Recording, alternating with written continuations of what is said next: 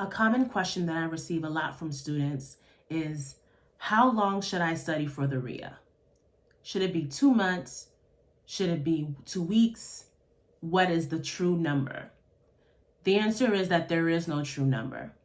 Each person's gonna have their own allotted amount of time that is required before they'll be able to successfully pass the exam.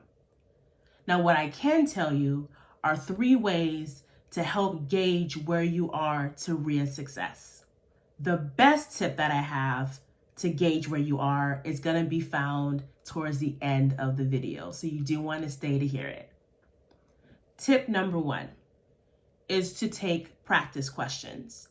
And not just take practice questions, but recreate your practice questions.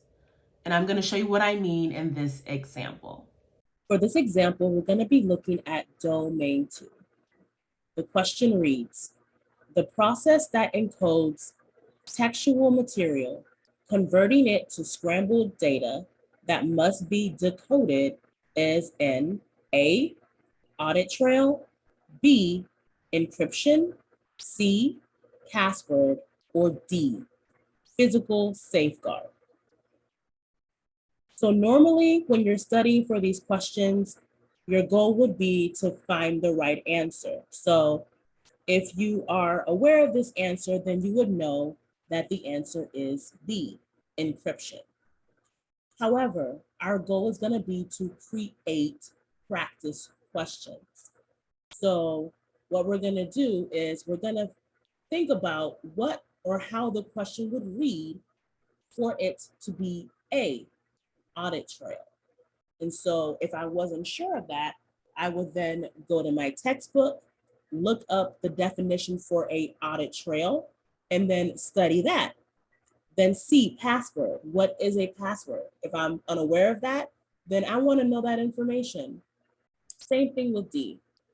And that's how you want to study for the RHIA. You are taking a deeper dive into learning what the information means, because you never know.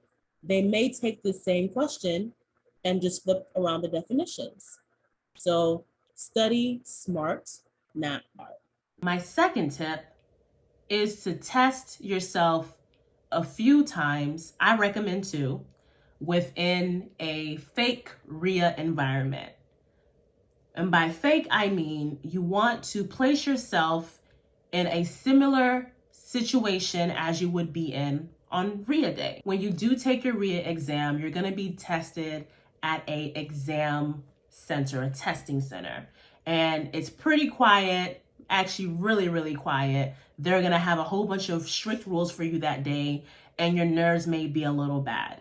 And so what I want you to do is I want you to place yourself in that environment somewhere in your home, or maybe at a library or something like that, where you can have a full test in front of you and you time yourself and place yourself in that environment. The reason why you want to do that is because it's going to help you really gauge how you feel, your nerves, and really just help you understand just how much anxiety you have when it comes to taking the exam.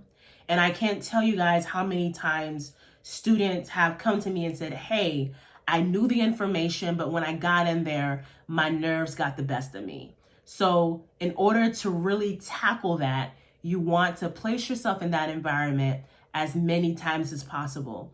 And the easiest way of doing that is by creating that environment at home or at any other location that you have available. So since you stayed for the very end of the video, my favorite tip that I often tell people is, if you want to gauge where you are when it comes to RHIA success, teach others. I truly believe that when you're able to teach somebody else information, you really know it.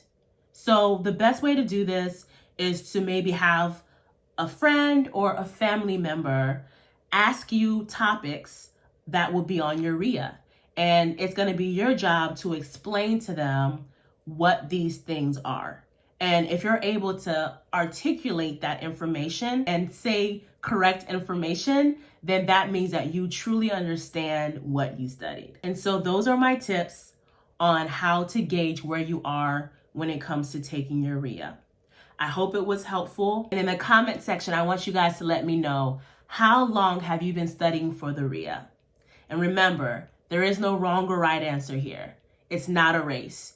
Go in when you're ready. Like, subscribe, and thank you for watching. And I'll see you guys on the next video. Bye.